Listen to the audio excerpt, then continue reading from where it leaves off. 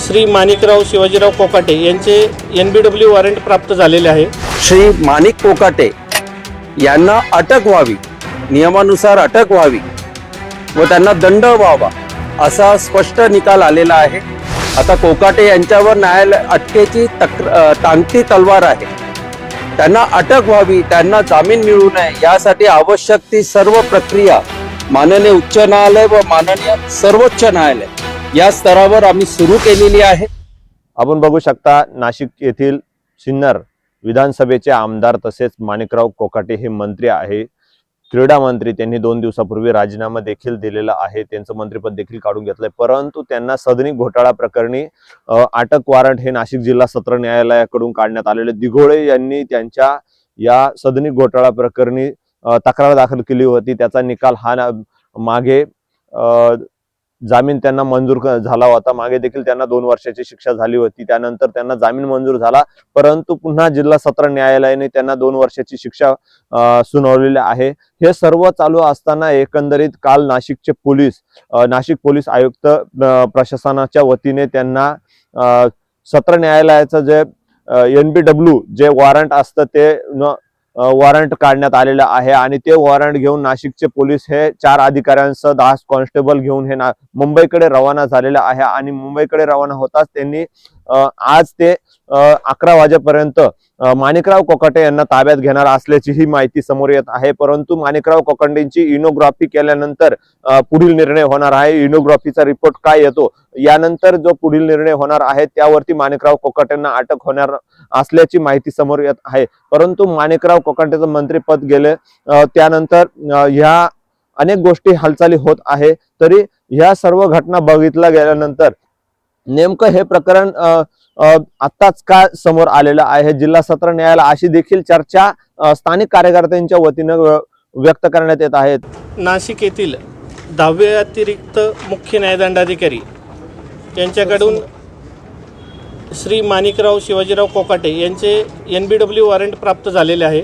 त्याच्या बजावणीकरता नाशिक शहर police आयुक्तालयाची team मुंबईकरता रवाना होत आहे। किती अधिकारी याच्यामध्ये आहे, किती कर्मचारी आहेत? नाही, 3 अधिकारी आणि साधारणतः 10 अंमलदारांचा यात समावेश आहे। NBW जे वॉरंट प्राप्त झालेले आहे त्याची बजावणी करण्यात येणार आहे। बरं, आपण लीलावती हॉस्पिटलमध्ये जाता या सगळ्या टीमला घेऊन? हो। बरं, पुढची कारवाई कशी असेल सर? ही कायदेशीर कारवाई कशी करणार? आता गेल्यावर वॉरंटची बजावणी करणार आहे। कोणाच्या नेतृत्वामध्ये ही टीम जाते? कोण? माननीय पोलीस आयुक्त श्री संदीप कर्णिक सर यांच्या आदेशाने नेतृत्वाखाली ही टीम काम करत आहे। थँक्यू। माजी मंत्री माणिकराव कोकाटे यांनी आर्थिक निकष नसताना ज्या सदनिका लाटल्या होत्या त्याबद्दल जी मूळ तक्रार माझे वडील माजी मंत्री तुकाराम दिघोळे साहेब यांनी केली होती, त्या तक्रारीला आज खऱ्या अर्थाने न्याय मिळाला असं मला वाटतं।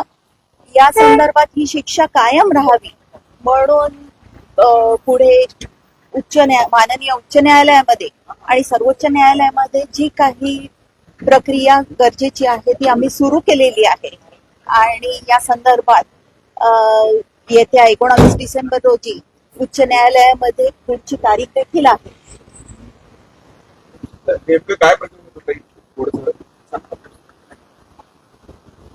आर्थिकदृष्ट्या दुर्बल गटांसाठी ज्या काही सदनिका महाराष्ट्र शासनातर्फे उपलब्ध करून दिल्या जातात कमी भावामध्ये, त्या निकषांवर आपण आर्थिक दुर्बल आहोत असं दाखवून एकाच्या स्वतःच्या नावावर एक आणि काही डमी नावांवर आणखीन 3 सदनिका असं 4 सदनिका यांनी आपल्या नावे करून घेतल्या होत्या आणि त्यांचा उपभोग तेव्हापासून आजतागायत ते घेत होते। नेमके कधी घेतले होते आणि या आधी सुद्धा कोर्टाने या संदर्भात शिक्षा दिल्यानंतर मध्यंतरी या संपूर्ण शिक्षेला स्थगिती अंतरिम स्थगिती होती। या प्रकरणाबाबतीत जेव्हा कनिष्ठ न्यायालयाने मंत्री महोदयांच्या विरोधात शिक्षा दिली गेली होती त्या प्रकरणाला नंतर सत्र न्यायालयामध्ये त्यांनी आव्हान दिलं होतं, त्यामध्ये फक्त या सत्र न्यायालयाचा निकाल लागेपर्यंत त्याला अंतरिम स्थगिती देण्यात आली होती आणि आता निकाल लागलेला असल्यामुळे शिक्षा कायम आहे. सर्वप्रथम तुम्हा सर्व मीडियाचं अभिनंदन की एवढा जागरूक मीडिया असल्यामुळे आजकाल जी तक्रार असते कायद्यानुसार त्याला न्याय मिळतो. सत्र न्यायालयाने आज निकाल देताना माननीय सत्र न्यायालयाने अतिशय स्पष्ट निरीक्षण नोंदवलेलं आहे की या प्रकरणी शासनाची फसवणूक झालेली आहे आणि ही फसवणूक ही शिक्षेला पात्र आहे. म्हणून गुन्हेगार श्री माणिक कोकाटे यांना अटक व्हावी, नियमानुसार अटक व्हावी व त्यांना दंड व्हावा असा स्पष्ट निकाल आलेला आहे. आता कोकाटे यांच्यावर न्यायालय अटकेची टांगती तलवार आहे. त्यांना अटक व्हावी, त्यांना जामीन मिळू नये यासाठी आवश्यक ती सर्व प्रक्रिया माननीय उच्च न्यायालय व माननीय सर्वोच्च न्यायालय या स्तरावर आम्ही सुरू केलेली आहे. आणि याच्यात माजी मंत्री तुकाराम दिघोळे साहेबांनी जी ऑलरेडी मूळ तक्रार केली होती त्या तक्रारीच्या अनुषंगाने याचा अंतिम निवाडा होईल असं मला आणि दिघोळे साहेबांची कन्या अंजली दिघोळे राठोड यांना आम्हाला दोघांना पूर्ण विश्वास आहे. धन्यवाद. निकाल काय दिलेला आहे? आपण म्हणता किती न्यायालयाने स्पष्ट निरीक्षण नोंदवलेलं आहे पूर्ण अभिलेखाची अवलोकन करून की या संदर्भात माणिक कोकाटे यांनी ज्या सदनिका घेतलेल्या आहेत त्या निकषानुसार नाही, याच्या शासनाची फसवणूक झालेली आहे आणि आर्थिक फसवणुकीचा गुन्हा सिद्ध होत आहे असे स्पष्ट निष्कर्ष हे माननीय सत्र न्यायालयाने निकालात नोंदवलेले आहे. काय शिक्षेबद्दल याच्यात 7 वर्षांपेक्षा जास्त शिक्षा असल्याने सत्र न्यायालयाने यांना दंडही थोपवलेला आहे आणि निकालात स्पष्ट सांगितलेले आहे की याच्यात अटक होणे क्रमप्राप्त आहे. अटक टाळण्यासाठी माणिक कोकाटे हे जामिनासाठी अर्ज करू शकतात, परंतु सदर जामिनाला आम्ही रीतसर विरोध करत आहोत. धन्यवाद. कोर्टात नेमकं आपल्याकडनं काय बाजू मांडण्यात? कोर्टात आम्ही आवश्यक कागदपत्र सादर केलेले आहेत, माननीय उच्च न्यायालयात सादर केलेले आहेत. त्याच्यात आम्ही हे स्पष्ट नमूद केलेलं आहे की ज्या वर्षी माणिक कोकाटे यांनी या सदनिकांचा लाभ घेतला त्या वर्षी त्यांचं उत्पन्न हे निकषांपेक्षा जास्त होतं. त्याच वर्षी त्यांनी शस्त्र परवाना घेतला होता. शस्त्र परवाना घेताना एक प्रतिज्ञापत्र ज्याच्यात उत्पन्न काही लाखांचं असणे आणि सदनिका घेताना दुसरे प्रतिज्ञापत्र ज्याच्यात उत्पन्न कमी असणे, म्हणजे एकाच वेळेला शासनाकडे 2 प्रतिज्ञापत्र केलेले असणे, ही उघड कागदपत्रांवर सिद्ध होणारी गुन्हेगारी आहे आणि याच्यात गुन्हा सिद्ध झालेला आहे. आता याच्यात माननीय मुख्यमंत्री महोदयांकडे लॉ अँड ज्युडिशरी असल्यामुळे मुख्यमंत्री महोदयांना आपल्या माध्यमातून मी आवाहन करतो की याच्यात माणिक कोकाटे यांचा राजीनामा त्वरित घ्यावा व त्यांना अटक करण्यासंदर्भात गृह विभागाला निर्देश द्यावेत, जेणेकरून जनतेला एक चांगला मेसेज जाईल. आपण राज्यपालांची काही भेट घेणार निवेदन? राज्यपालांची भेट मी मागितलेली आहे आणि कदाचित उद्याच राजभवनला राज्यपालांना आम्ही सविस्तर लेखी निवेदन देत आहोत. आम्ही निवेदन देत आहोत की याच्यात जिथे अटक गरजेची आहे तिथे अटक होताना गृह विभागावर कोणताही दबाव येऊ नये म्हणून राज्यपालांनी योग्य ते निर्देश द्यावेत. आणि नंबर 2, नैतिकतेच्या आधारावर माणिक कोकाटे यांनी प्रथम वर्ग न्यायालयाने शिक्षा ठोठवल्याबरोबर राजीनामा देणे अभिप्रेत होते, परंतु त्यांनी तसे केले नाही. परंतु आज सत्र न्यायालयाने शिक्षा दिल्यानंतर तरी त्यांनी राजीनामा त्वरित द्यायला पाहिजे. हा अधिकार राज्यपालांचा आहे, राज्यपाल महोदयांचा आहे, म्हणून राज्यपालांना आम्ही हे निवेदन देत आहोत. दंड 10,000 की 50,000? 10,000चा दंड आहे, परंतु तो दंड गुन्ह्यासंदर्भात असल्यामुळे या दंडाची किंमत 10,000 जरी असली तरी ती आपल्या लाखो जनतेच्या मानाने हा दंड खूप मोठा आहे. खरं तर आता यांनी राजीनामा द्यायला पाहिजे, नैतिकतेच्या कसोटीवर उभं राहायला पाहिजे.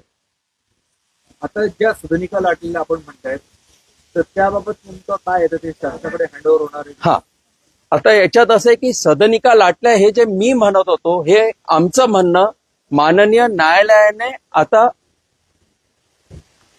सिद्ध झाले म्हणून न्यायनिवाडा दिलेला आहे. म्हणून कोकाटे यांनी सदनिका लाटल्या हे आता माननीय न्यायालयाचं म्हणणं आहे. आणि माननीय सत्र न्यायालयाने हे सर्व अभिलेख तपासून हे पुराव्यांनिशी या निष्कर्षाला आलेले आहेत की कोकाटेंनी सदनिका लाटल्या, याच्या शासनाची फसवणूक झाली. आणि सर्वात महत्वाचं, ज्या आर्थिक दुर्बल गटाला या सदनिका मिळायला पाहिजे होत्या, ज्या कोणा गरीब माणसाला या सदनिका मिळायला पाहिजे होत्या, त्यांचा हक्क यांनी पात्र नसताना त्या हक्कावर गदा आणलेली आहे. हे सर्वात जास्त दुःखद बाजू या प्रकरणात अशी आहे की एका गरीब माणसाला या सदनिका मिळाल्या असत्या, त्या गरीब माणसाचा माणूस ते पुढची पिढी नाशिकमध्ये राहून शिक्षित झाली असती. ते सर्व स्वप्न नाही, पण आजच्या निकालामध्ये या संदर्भात काही निर्देश दिले आहेत की शासनाने ताबडतोब त्या परत घ्यावा? नाही, या निकालाचा अर्थ असा आहे की आता संबंधित जे विभाग आहेत, जिल्हाधिकारी कार्यालय आहे, त्यांनी त्वरित या सदनिका ताब्यात घेण्यासंदर्भात कारवाई करणे आवश्यक आहे. राज्यपालांना जे आम्ही निवेदन देणार आहोत त्याच्यात माननीय जिल्हाधिकारी नाशिक यांना निर्देश मिळावेत याचाही समावेश आहे. त्या 4 सदनिका, एक यांच्या नावाने आणि 3 डमी नावाने, या 4 सदनिका शासनाने त्वरित ताब्यात घ्याव्यात आणि एक चांगला पायंडा समाजात पडावा यासाठी आम्ही एक आमचं योगदान म्हणून आम्ही सर्व प्रक्रिया करत आहोत.